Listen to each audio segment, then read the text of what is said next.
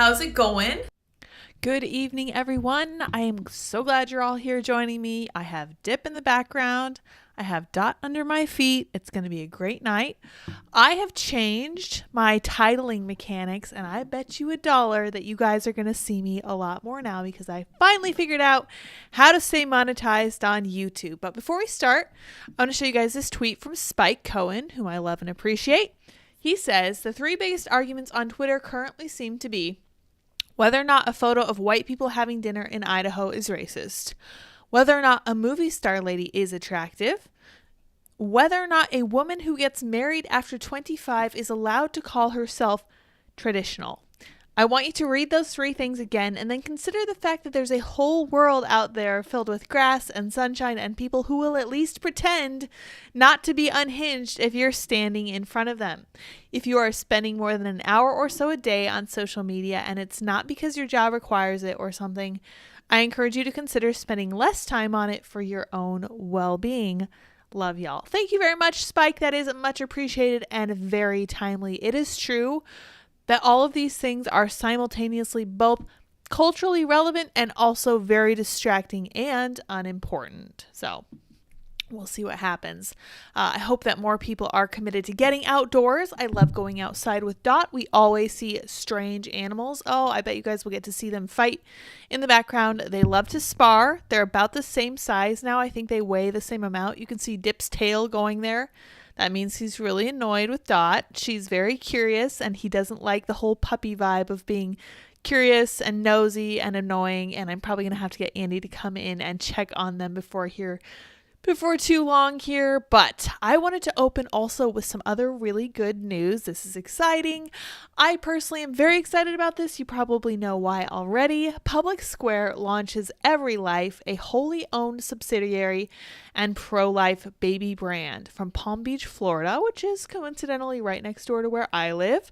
The leading marketplace of patriotic businesses and consumers proudly announces the commercial launch of its wholly owned subsidiary, Every Life, and its first direct-to-consumer product offerings. Excuse me.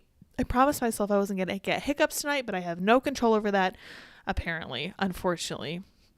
Every Life introduces a line of premium baby products, including diapers and wipes, dedicated to celebrating and protecting the miracle of every life. The brand firmly believes that every individual, regardless of their background, socioeconomic status, or circumstance of conception, deserves love, support, and the right to life. I could not agree more. Sometimes I hear the case that children who are products of sexual assault should be considered for abortion, and I just have to say, no child is the reason behind a sexual assault. Okay, you cannot blame a child for something that their parents have done. And I put this on the same level as calling someone the B word, not the feminine B word, but the generic B word, talking about the legitimacy of their birth. You cannot blame a child for the circumstances of their birth. It is literally never their fault. Of all the innocent people in the equation, the child is certainly among them. So not something that we should take into consideration. Now, my parents, conservative as they were, and many of my conservative friends also agree that the only reason for a possible abortion would be to save the life of the mother. And I'm going to have to call Andy because Dip and Dot are fighting and I don't have anything to throw at them. Wait, I have some sticky notes. Let's see if this works. Stop it. They don't listen to me. So I'm forced to call Andy. I know he's still working, but I really need him to grab Dip and Dot and stop them from fighting. Just because they're in view and Dot is barking. There goes Dip. Okay, good. Would you like to take Dot for me? She's causing trouble.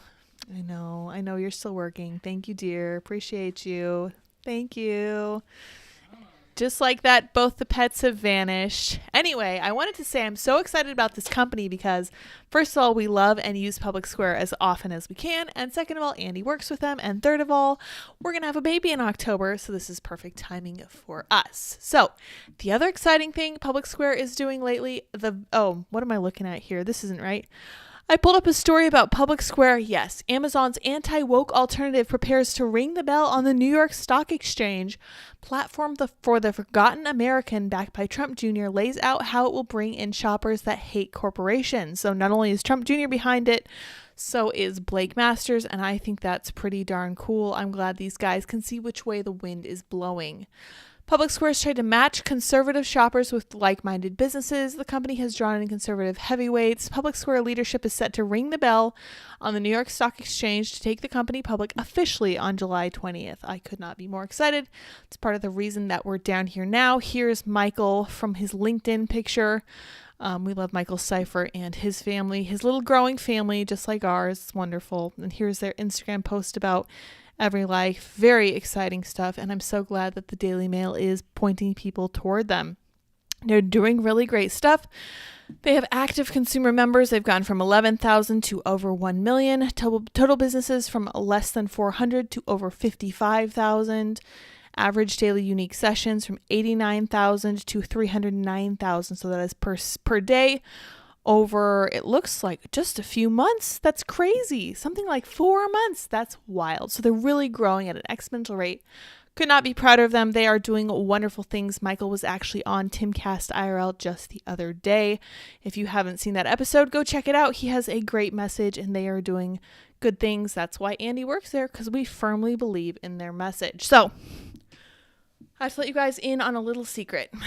If I titled today's episode what I wanted to title it, which is stuff about a certain Kennedy member and stuff about chemicals in the water and stuff about all these other things that I think are super, super important, I am sure that I would have gotten demonetized. But I was thinking about this, and I just recently watched a Timcast IRL episode where they really got into it about DeSantis versus Trump.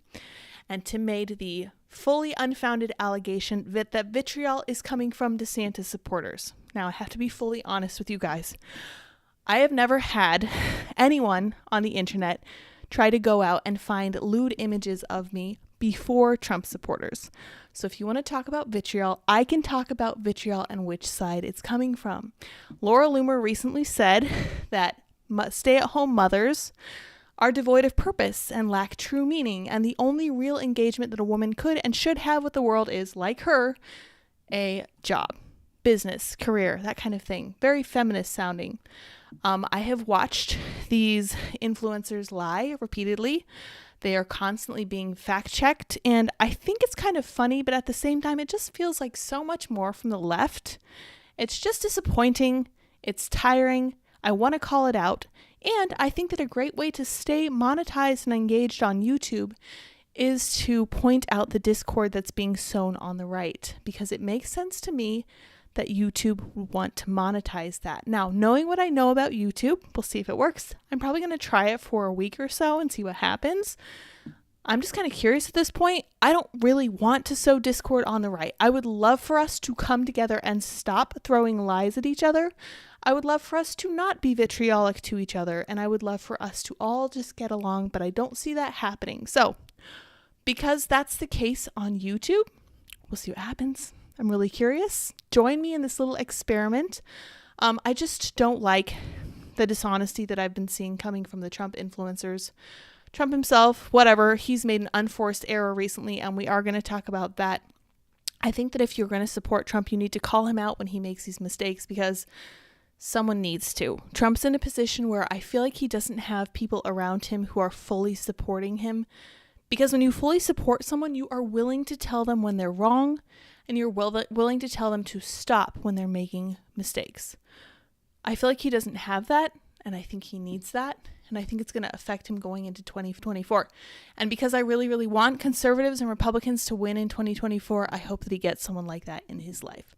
But we will talk about all that in just a minute. But on the topic of PublicSq, I just have to say, I'm really glad that they're bringing in some competition for companies like Maybelline because of this. They are trying to Bud Light themselves on fire, which is my term for people who are trying to do the whole woke thing and who expect different results than what happened with Bud Light. Excuse me. Maybe he's born with it. Fury at Maybelline for using bearded men to promote new makeup line. The cosmetic company has come under fire after using two men with beards to promote its new products. Its posts to its Instagram page, it used two male Maybelline partners to promote a lipstick and applicator. This latest backlash comes after the company was threatened with a boycott earlier this year for sponsoring transgender influencer He Who Shall Not Be Named. Cosmetics giant Maybelline has been slammed for using men, some with full beards, to promote its new product line. The brand had makeup artist Ryan Vita, a Maybelline partner, promote a new lipstick in two promotional videos shared to its Instagram page. In another post last week, makeup artist Zach Taylor was also used to promote a new summer product the brand had launched. The move immediately sparked an avalanche of comments from social media users who slammed the brand for using men. And here are these guys. And I have to be honest, this is one of the creepiest things I think I've ever seen. I just want to stop and ask these guys what exactly the appeal is to being more feminine, because I have such an issue with people who want to be the opposite gender. This is basically the same issue I have with feminism inverted, right? So what we see with feminism is women who are convinced that they need to be more like men to succeed.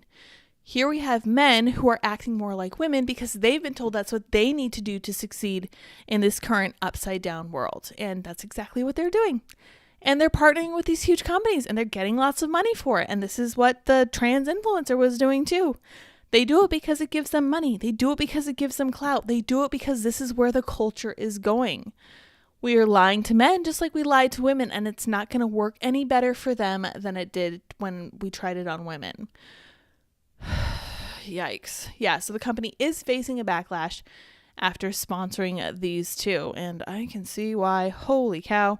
In his promotional video, Vita can be seen applying a bright pink lipstick as part of an Amazon Prime Day advertisement. The company captioned his post by tagging Vita, who has 49,000 followers on his Instagram page, I have almost that many, and used the hashtag Maybelline partner. In a similar post, Taylor is seen applying makeup to his face, neck, and ears using a 4-in-1 makeup applier. Again, the makeup brand tagged him in the post and used the hashtag Maybelline partner. One person commented on the post showing Vita applying the lipstick, saying, "Enough with these disturbing people's posts." Another said, "Really don't want to be seeing men doing makeup tutorials." Nonsense. That's a very nice, very measured way of saying that. Meanwhile, one other commented, "Do you really think we would want to buy these lipsticks after seeing this? I love Maybelline, but I can't handle this." Here we have one comment, "What the heck are you? Differently, not normal. Shame on these makeup brands that support this nonsense." Do you really think we'd want to buy these lipsticks after seeing this? Really don't want to be seeing this. Enough with these. Yes, absolutely. 100%. I got scared even by seeing this. Please stop. Yeah. Actually, yes, it's a little bit disturbing and I really don't like it. The video was posted as the trans influencer approached their 100th day of publicly identifying as a woman. This we know. Yes, for whatever reason, this influencer can't seem to shake the 5 o'clock shadow. But here we are. And I wanted to point out too, I didn't get to this yesterday, but this trans influencer is currently in Peru, making it sound like they fled the US because of all the persecution against little old them. That's not what they're doing. They're on vacation. They're by themselves, and they actually make me feel really bad for them because they seem like they always have, incredibly lonely and kind of adrift from society in general. I've always kind of felt bad for this person. Even after the Bud Light thing, I think that the responsibility of dragging down an entire brand can't really feel good, especially when you're already kind of mentally shaky. And we know this person is already kind of mentally shaky because of the way they present themselves. And that's on them to some degree, but at the same time, there's a very deep search for purpose and meaning that I think we see in these people. And it saddens me that they're not really finding it. They're trying to find it by appealing to societal, the moment, whatever's going on in the moment, to quote Kamala Harris. Yeah, so here we see the offending can. Speaking to their 1.8 million followers, they said, "Was waiting for the brand to reach out to me, but they never did. I've been scared to leave my house." Okay, so this I have an issue with, is the whole painting oneself as a victim after you put yourself in the spotlight. I think that you kind of lose the right to be like, no one should ever like talk to me or say anything about me. If you want to be in the spotlight, you're going to be commented on. Okay, this is something that I found when I had a small modicum of fame too. People commented on me. Whatever, that's fine. You're allowed to talk about me. I can talk about you too. It's just not very interesting to talk about other people. But here's what that trans influencer did to Bud Light. Most popular beers in the U.S., Guinness, Corona, Heineken. So we have 1, 2, 3, 4, 5, 6, 7, 8, 9, 10, 11, 12, 15. Number 15 is Bud Light. Now, Bud Light used to be number 1. Now they're one of 4 different brands that are ranked at 42% popularity, percentage of people who have a positive opinion of a beer. Yeah. I'm kind of surprised that White Claw only has 40% approval ratings because White Claw is pretty chill. It doesn't taste at all like beer. It's just like a little...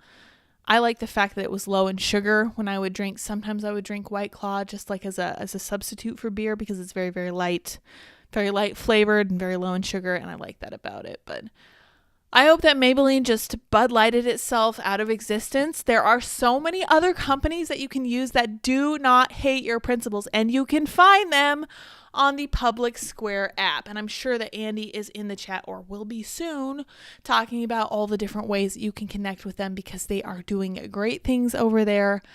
I could not imagine a better smack for Maybelline than to experience what Bud Light went through for doing the exact same thing Bud Light did. And they apparently don't really care because not only did they do it once, they did it twice. So they really don't care what you think. This smacks to me of like really big political parties who just decide they do not care what people think.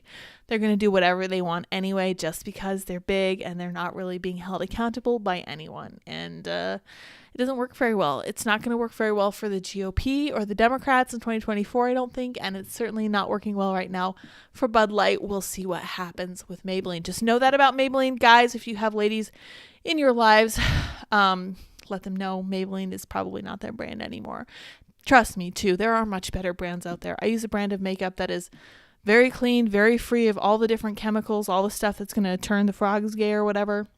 Stuff that's actually not going to bother your skin or make it worse or put heavy metals in your skin. They are actually finding that parts of makeup are really bad for your skin, and you need to be careful about what you put on your skin because we're not frogs, but we do absorb some of that stuff. And even if we don't, we tend to touch our face and rub it, and then we tend to, accidentally put it into our mouths or into our eyes or whatever.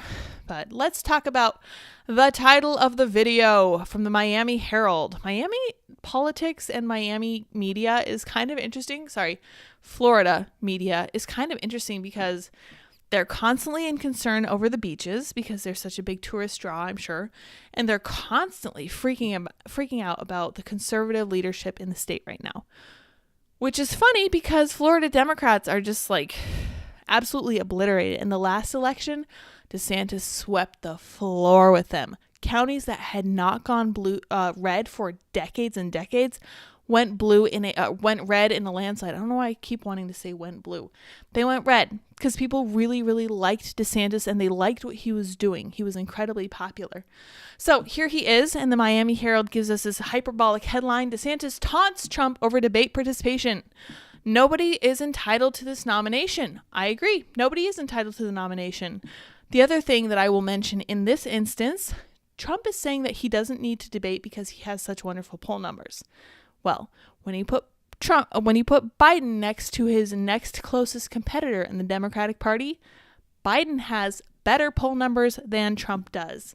And Biden is also saying that he's not going to debate. And if you have an issue with Biden not debating, but not an issue with Trump not debating, you need to analyze why that is, because they are making the exact same case for why they don't need to debate. This is a powerful opportunity to make your case and convince people that, yes, you do care what they think, and no, you are not acting like a leg of the political party that you say you hate, the party that just runs over people's wills and ignores them outright because no one's holding them accountable, like I was just talking about. Let's read this. It doesn't sound super interesting, but Florida Governor Ron DeSantis on Wednesday criticized former President Trump for suggesting he may skip the first Republican primary debate in August, accusing him of ignoring a major step in the party's nomination process and acting as if he's entitled to the GOP's presidential nod.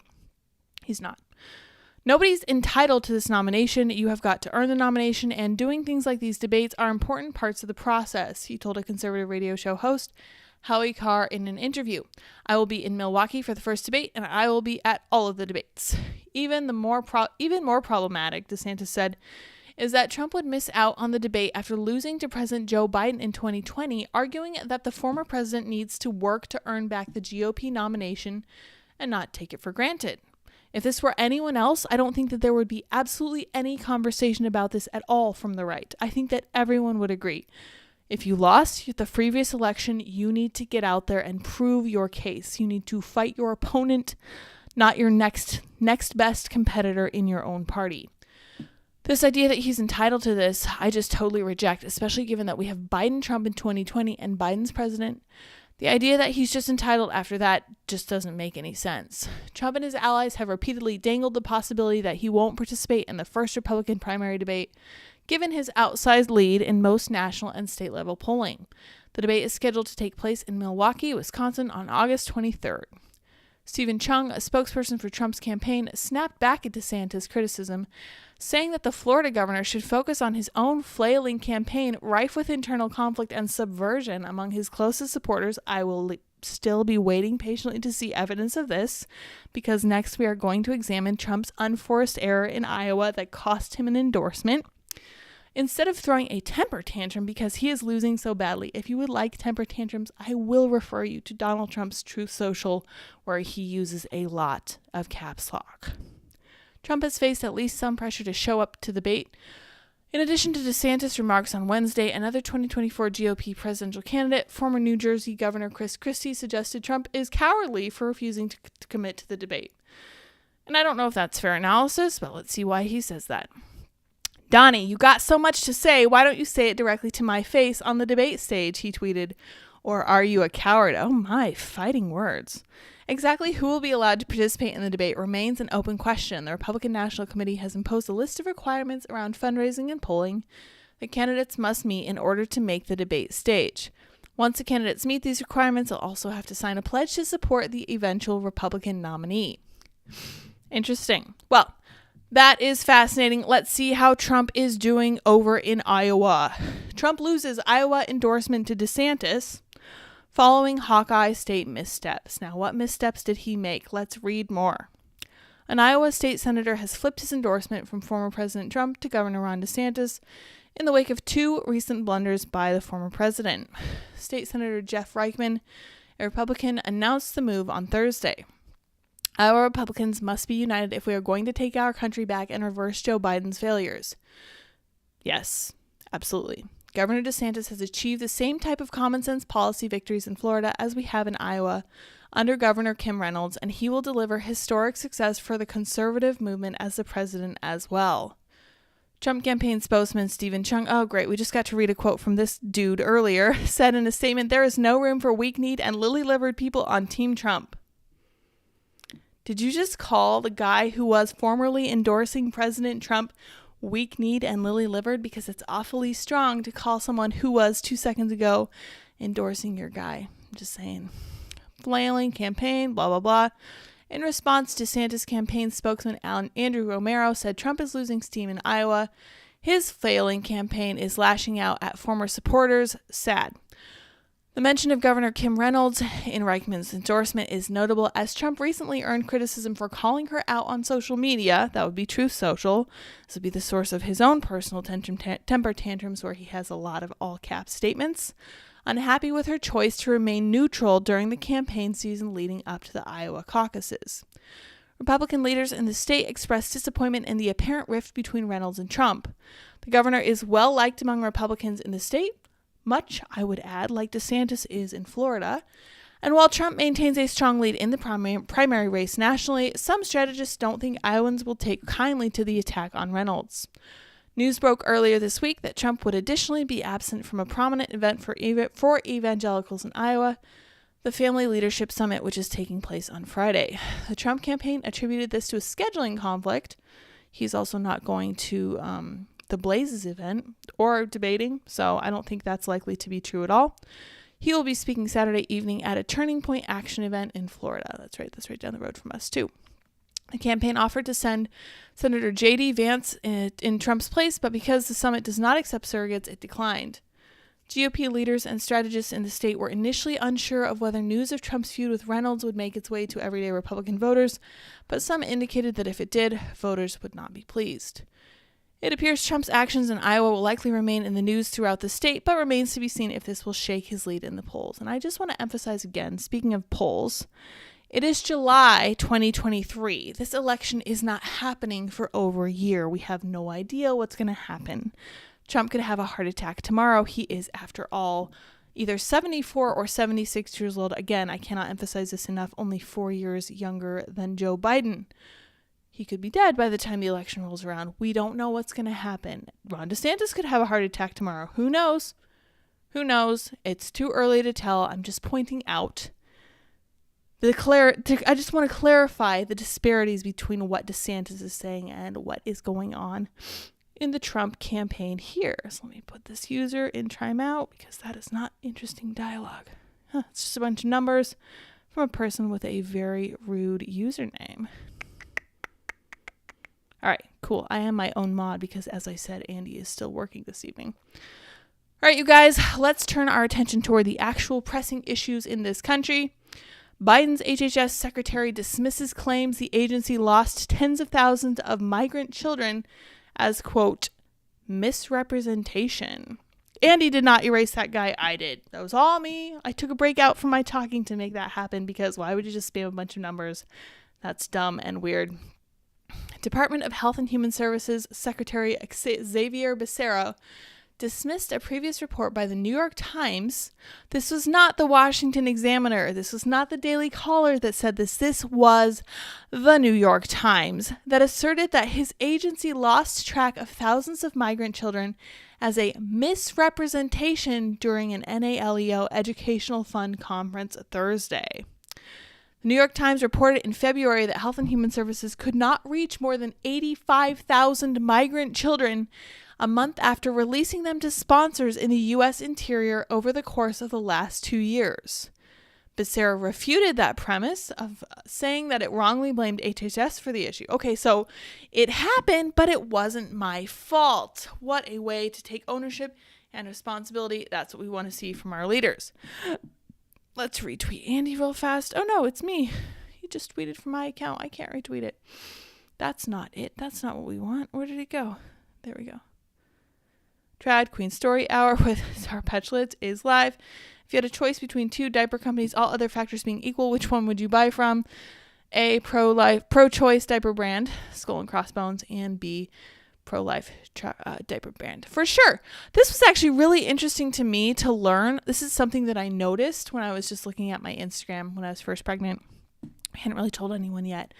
I was seeing these motherhood accounts on Instagram talking about how tear-jerking it was to them that Roe v. Wade had been overturned. And I said something extremely controversial, like, I don't think you get to call yourself a motherhood page if you are highly in favor of Roe v. Wade. What are you even doing? And it's so interesting to me that diaper companies are not also pro-life. You want to talk about losing track of your market and cutting your market out? Endorse abortion if you don't want to sell diapers. It's crazy to me. Like, just from a purely practical standpoint, what is even the point of trying to actually get rid of your customers? That makes no sense to me. But I digress. I just found that super interesting. Adam says Iowa is full of moderates. Yeah, I'm sure they will love this move against their governor, whom they love. They reported that they're lost. Have they done a follow-up article to say that they figured out where all of these 85,000 kids are that they lost? They're not lost. We never lost anyone, Becerra said. Defensively, I would add. Holy cow. Border Patrol recorded more than 149,000 encounters with illegal migrant children crossing the southern border as unaccompanied minors in fiscal year 2022, a surge from the more than 30,000 encounters in fiscal year 2020, according to federal data. Of course, this is how Biden is handling the border right now, and this is why we need to focus on our actual opposition, not members of our own party, GOP. I hope they're listening. I know they're not listening to me. It doesn't matter. I'm not being paid by anyone in the party. I don't care at the end of the day who ends up getting the nomination. I just want someone who will defeat Joe Biden. That's all I want. That's literally all I want. And as Adam is saying in the chat, Iowa, full of moderates, not going to love Trump's most recent move. They need Iowa. They need these swing states. They really need to engage with people and stop this. Focus on what Joe Biden is doing. Focus on Xavier Becerra. Make statements about Xavier Becerra instead of Ron freaking DeSantis. Please, can we please focus on the actual problems that we have right now?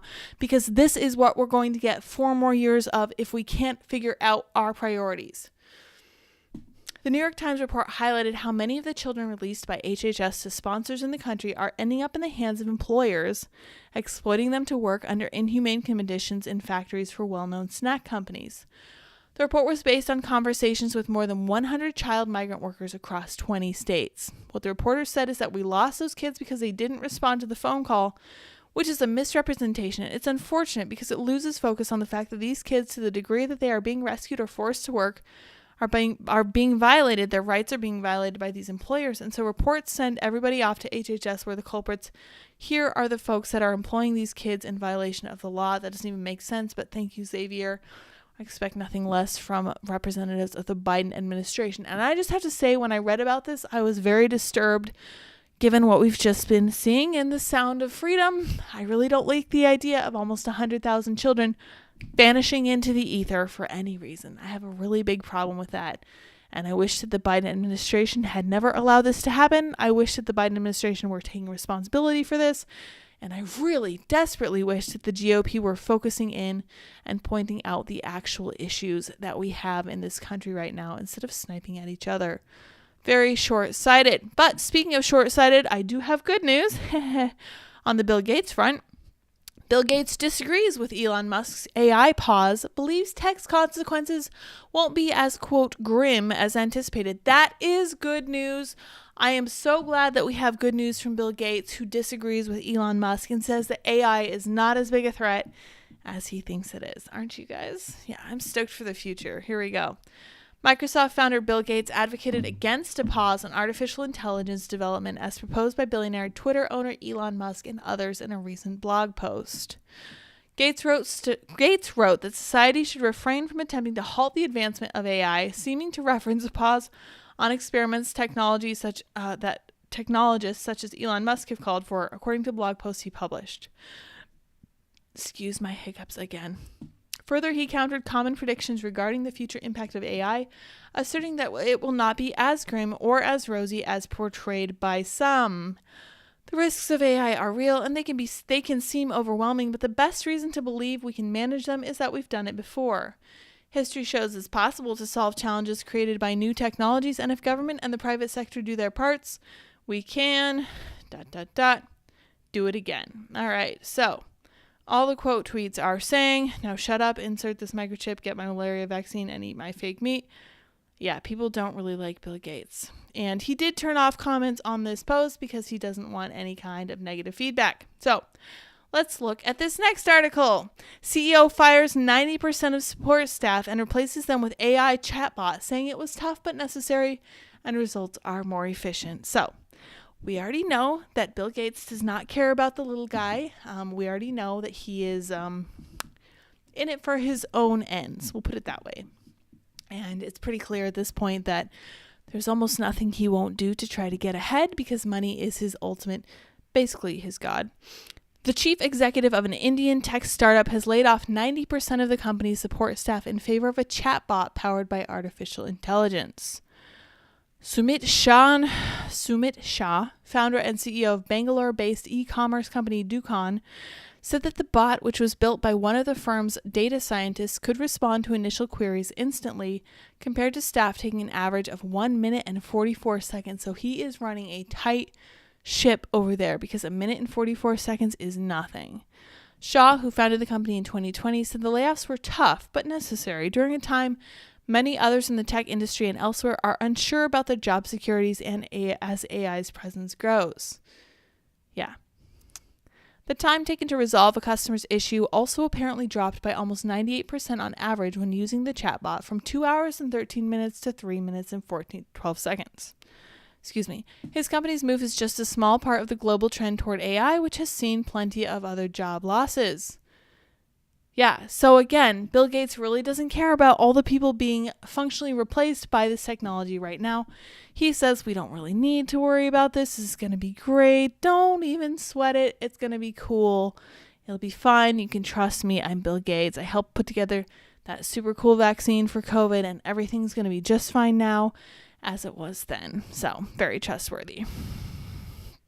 Chendro says, pro-lifers can't vote Trump with a clean conscience. I will not vote Trump based on his comments on pro-life stuff, and that's just the bottom line. Unfortunately, and I think that you're correct, because he has totally changed his stance on the pro-life issue.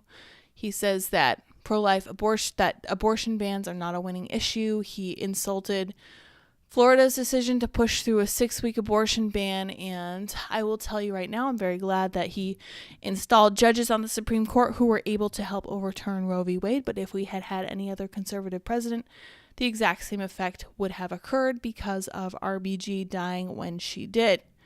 So, speaking of nonsense, good news, the cocaine debacle is finally over. It's finally laid to rest. And it's official. We will never know who put the cocaine in the White House. And thankfully, Jamie Raskin is satisfied with this. Top Democratic representative satisfied with failed White House cocaine investigation. Maryland Representative Jamie Raskin says he's satisfied with the Secret Service investigation into cocaine found at the White House that turned up no suspects. No suspects. Of course he is. Of course he is. This is helping his guy. Right? This is helping his side. He is glad that no one's going to get cornered for this cocaine ridiculousness. He thinks it's fine. He thinks it's not a big deal.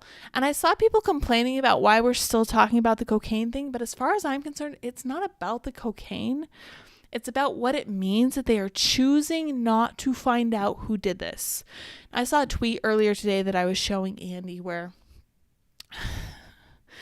they showed a picture of a Trump gathering, and the headline was something about who got COVID from this gathering. And they literally had like red outlines around every single person who caught COVID, where they were sitting, where they had been. So the Secret Service was clearly fully in the loop on this count. But when it came down to an actual mysterious white powder in the White House, okay, so this could have literally been anthrax. They just can't figure out who did it. There's just no way of knowing. There's no surveillance that could make this happen. And it's so clear that they do not care that we know that they're doing this. And this goes right back to what I was saying about when political parties get too big and too unaccountable. They will do whatever they want to do and make no changes to their behavior and just roll right over the voters because they can. And this is an instance of the Democrat Party doing this. And we can just expect more of the same if we don't figure out a way to get a conservative in a landslide in 2024. Be very happy to see that, but I am not holding my breath. Jamie Raskin on the White House cocaine investigation. I'm satisfied with this. White House are on top of it. I don't know how many people would want to go into the White House if they were going to be administering a drug test on the way in. Maybe we should administer a drug test on the way in. I feel like a lot of people would fail and a lot of people would get kicked out, and I think that would be just freaking fine with me because I used to work in the healthcare field, and you bet your buttons that they drug tested everyone, and they actually screen for a chemical that stays in your body after you smoke cigarettes. Now, in this instance, the hospital was providing insurance, like actual insurance, straight through the company where you could go to their facilities and get care. And they really wanted to make sure that people weren't smoking. So they screened for something called Contine, I think it was. Not nicotine. Contine stays in your body a lot longer than nicotine. So they will know basically if you smoked a cigarette or a tobacco product within the last 6 months. They really meant business. And I appreciated their insurance program because they were really helpful. I got a shoulder surgery while I was working with them, and I felt really blessed to be able to go to their facility and get that for a very reduced price. But yeah, they screen like crazy. And I feel like if people, for example, who work in the White House, the people who get the really cushy healthcare, whatever, I feel like if anyone should be screened for drug use, it should probably be those people. But I digress. Who knows? It's never going to happen anyway. So here we are. All right. Are we getting into the spicy stuff? Yeah. Okay. So we're going to talk a little bit about some of the COVID lockdowns. And I mentioned this yesterday, and I could not mean it more from the bottom of my heart. This is entitled The Face Mask Effect. Dyslexia and speech disorders among children rose 17% during COVID. And I want to stop and say, this is not the fault of COVID, okay? This is the fault of the response to COVID, as it always ever is. A microscopic germ is not going to bar people physically from entering school. Only humans who have an authoritarian bent are going to do that to other humans. And the humans who will suffer for this will be kids. And that's exactly what's happening here. Nearly 1 in 10 kids are now suffering a developmental disability, the CDC report warns. The American response to COVID was exactly, China could not have formulated a better response themselves. This is going to give China a leg up like they've never had before in the future. Depressing. And I feel truly bad for these kids who did nothing to deserve this. The share of American children diagnosed with the developmental learning disability has increased sharply since the COVID lockdown, an official report warns. The Centers for Disease Control Prevention found that conditions like dyslexia, autism, cerebral palsy, and attention deficit disorder are on the rise. No kidding. No kidding. From 2019 to 2021, the number of kids aged 3 to 17 diagnosed with any developmental disability increased from 7.4% to 8.5%. That is a 17% increase. And boys were twice as likely to have one than girls, with 1 in 10 being diagnosed. Boys also had higher rates of intellectual disability than girls, with 2.3% diagnosed compared to 1.4%. The findings build on previous research linking school closures, mask mandates, and online learning to major dips in academic performance and development.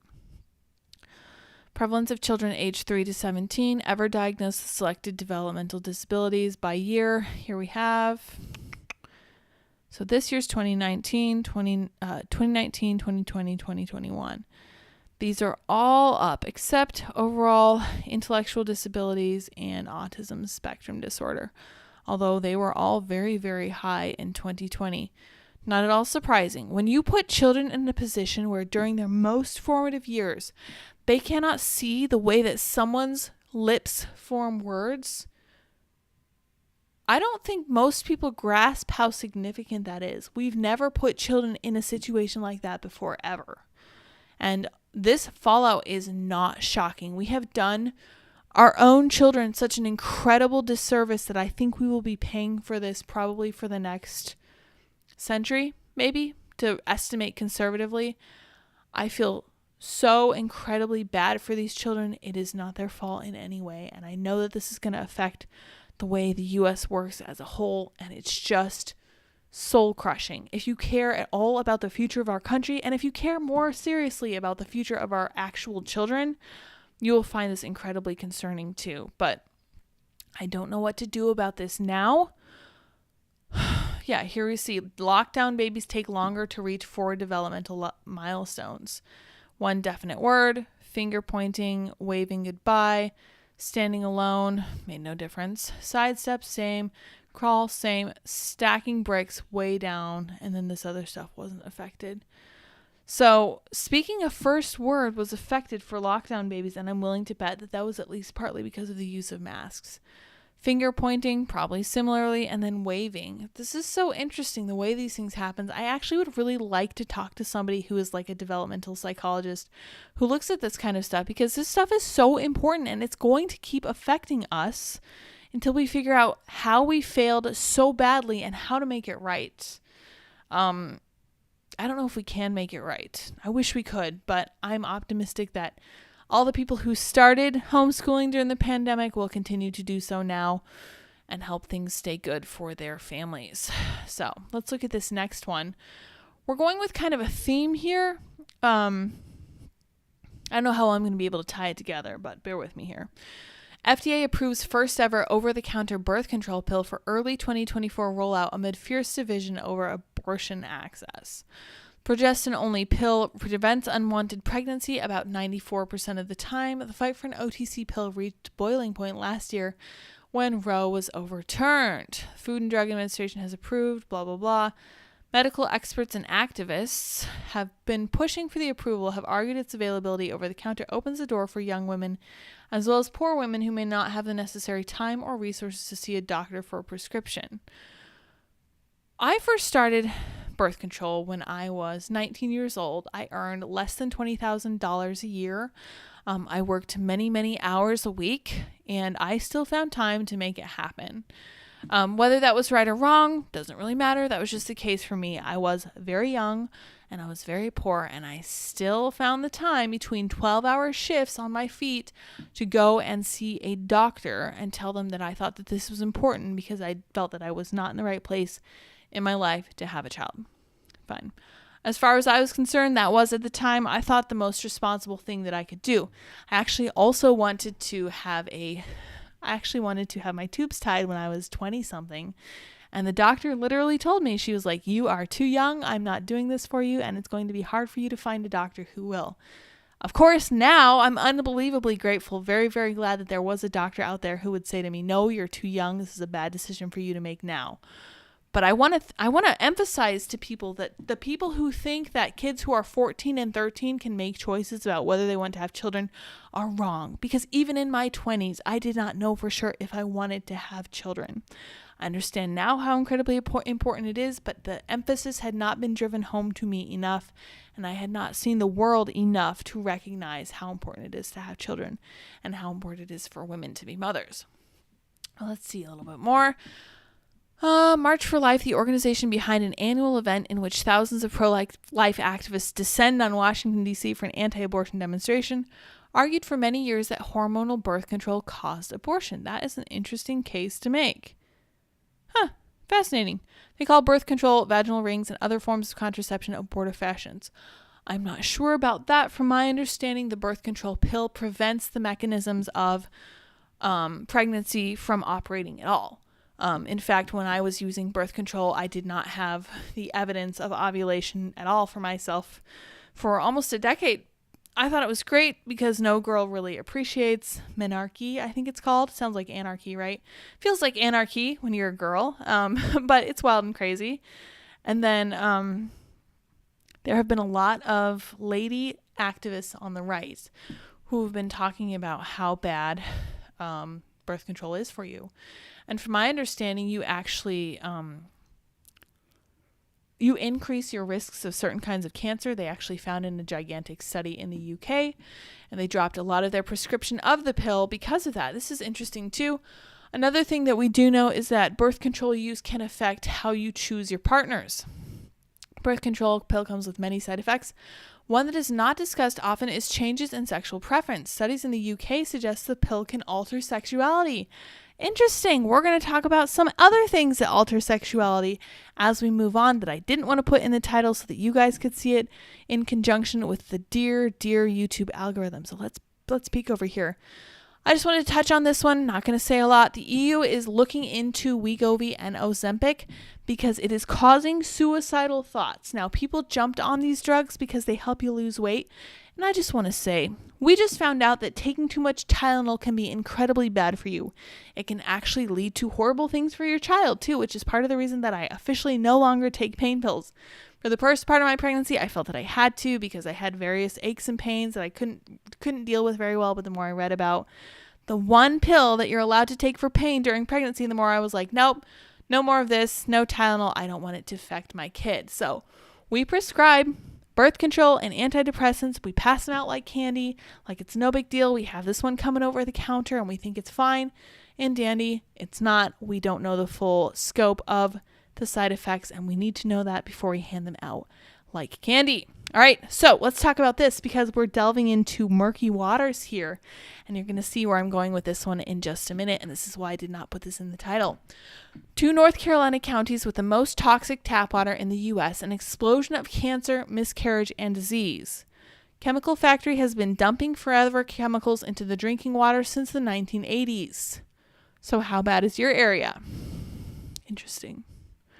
Where else have we heard about these chemicals in the water? I know that you guys are thinking what I'm thinking, but I'm actually not going to say it on YouTube. The water in Brunswick County and Wilmington, North Carolina contain the highest levels of forever chemicals in the U.S. The level of one PFAS toxin is 155 times higher than the average, and blood levels of PFAS are 66 times higher. Clean water activist Emily Donovan tells dailymail.com people in her area are desperately sick all the time. This is crazy. This feels like a human rights violation. Sorenko says monarchy, the patriarchy strikes again. That's right. It's truly not fair. Fully agree, and that is a very funny play on words, and I appreciate it. People are sick all the time. Doctors on the ground report clusters of liver and thyroid problems. Brunswick County, PFOA, cancers 8% higher than U.S. average. Cancer deaths 85% higher than U.S. average. Holy cow. What is going on with our water? So here, if we scroll down, we can see U.S. cities with the highest levels of PFAS in the drinking water. We have Iowa, Kentucky, Alabama, Louisiana, Miami, Florida, wonderful. Charleston, South Carolina, Brunswick County, North Carolina, Wilmington, North Carolina, Philadelphia, PA, Bergen County, New Jersey. These are serious issues, and this is actually affecting a significant part of the U.S. So here we have, all right, let's see here. The Environmental Working Group, an activist organization centered on eradicating environmental pollutants, mapped out the communities and military sites around the U.S. confirmed to have PFAS contamination. The organization reports that as of June last year, 2,858 locations in 50 states and 2 territories are known to be poisoned with forever chemicals. And yes, lots of them are in Florida, lots of them up here in the Northeast, lots of them in Colorado. So basically where Andy and I are from, pretty heavily affected by this stuff. Very unfortunate. This is crazy to me. So this is undebatable. This is clearly happening. This is obviously a problem. But YouTube has been wonderful with its censorship, and CNN has been very vocal in its conversation about this particular Democrat candidate. And this is why. Robert F. Kennedy Jr. repeatedly suggests chemicals in water are impacting the sexuality of children. Where have we heard this before? Democratic presidential candidate Robert F. Kennedy Jr. has a history of repeatedly sharing unfounded conspiracies that man-made chemicals in the environment could be making children gay and causing feminization of boys and masculinization of girls. Here's another example that they're quick to point out. Rolling Stone, so fast with this stuff. DeSantis Disney appointee said tap water might be turning people gay. According to CNN's K-File, Ron Perry, a former pastor from Orlando, once called LGBTQ people a form of evil that needed to be constrained in society. That's so crazy. Who would possibly say something like this? Oh, that's right. We all knew about this because there was one particular guy who used to have a show that was really popular, and he would say inflammatory things like, they're making the freaking frogs gay. And now we know that they weren't actually turning the frogs gay. They were turning the frogs into females, turning male frogs into females. Something's in our water, okay? And I don't know if it's making people gay or whatever, if this is a social contagion, but it's increased the cancer rates in parts of North Carolina. Cancer deaths have gone up by 80%, 85% higher than the national average. And I just want to say, I cannot emphasize this enough. I don't know if there's a link between chemicals going into the water and sexuality changes, whatever. Like we just read, birth control can also affect your sexuality. So let's really think about this, because we also know that there's a lot of birth control remnants in the water because it goes through your system, you pee it out, it gets into the, the toilet system, the sewer system, and goes into the groundwater. Something to consider too. This is from 2010, and it's actually really freaking hard to find this article. If you Google this is what you find. So I Googled these 3 crazy words, as you can see here at the top of the screen. Theorizing the gay frog. Alex Jones' 5 most disturbing and ridiculous conspiracy theories. Alex Jones' craziest conspiracy theories. Alex Jones to pay $15,000 to Pepe the Frog copyright, whatever. Alex Jones from the SPLC, thank goodness. They're turning the frogs gay. The psychology behind internet conspiracy theories. Right, because this is such a conspiracy theory that the National Geographic was writing about it in 2010. Very interesting. This is from 7 years after this National Geographic article was published. And I gotta be honest, man, they are just ignoring this stuff on purpose. And it really made me think about the whole Sound of Freedom kerfuffle, right? So this is one thing that should bring everyone together, that we should all care about. But we are not allowed to all care about the same things anymore. We are not allowed to all care about the same major issues. And I don't know why not, because we all need to care about human trafficking. We all need to care about what's in the water we drink, whatever it does to us, whether it causes cancer, whether it affects our sexuality, whether it affects our kids. We all need to care about this stuff, but we are not allowed to do that because of what the mainstream media is telling us. They are telling us, and they are intentionally promoting and monetizing division on the right, and they are trying to prevent us from seeing eye to eye about anything. I guarantee you, if we talked to moderate people on the other side of the aisle, they would be 100% on the same page with us, except where they had seen something from Jezebel or CNN or the Rolling Stone about how the Sound of Freedom is QAnon conspiracy theory, or about how turning the frogs gay is obviously just such a crazy thing to say. No one in their right mind would ever assume that anything in the water could ever affect their frogs. We know that frogs absorb oxygen through their skin. Okay, it's actually kind of really bad for frogs for you to pick them up, and for the oils in your skin to get onto their skin. It's not good for them. They're very, very sensitive to what happens in the water. And the fact that atrazine was in the water and was affecting them in this way is something that we should probably be paying attention to. We're not frogs. That's true. That's great and fine to point out. But at the same time, if it's affecting them, the odds are that it might also be affecting us. But I digress. There's too much division. I would like to help stop that stuff, but until YouTube stops being ridiculous, I'm probably going to keep putting titles on my videos like this because it's relevant, it's noteworthy. I just wish that it weren't the focus of the mainstream media because it's pushing us all apart. So my mission for you guys is to go out there and talk to people with whom you disagree and see if you can find anything you agree with them on. Right? And try and make sure that we have some kind of commonality. We are humans. We have things in common. We all have to eat. We all have to drink. We all watch movies. We all listen to music. There's plenty that we have in common. We just need to find it. All right, you guys, I'm going to wrap it here. Hopefully I buried that deeply enough in the depths of this video to escape YouTube's ridiculousness. We'll see what happens. I will definitely let you guys know. If you don't follow me on Twitter at SourPatchLyds, you should definitely do that now, because I tend to point out when I am demonetized. I do say somewhat crazy things. I was talking about lizard people in my title the other day, and they're like, sorry, we can't monetize this. I'm like, okay, kind of understand. That's sounding a little bit crazy there, but I will see you guys tomorrow. I hope that you all stay safe, stay well, and don't forget, stay out of Target. Until next time, bye guys.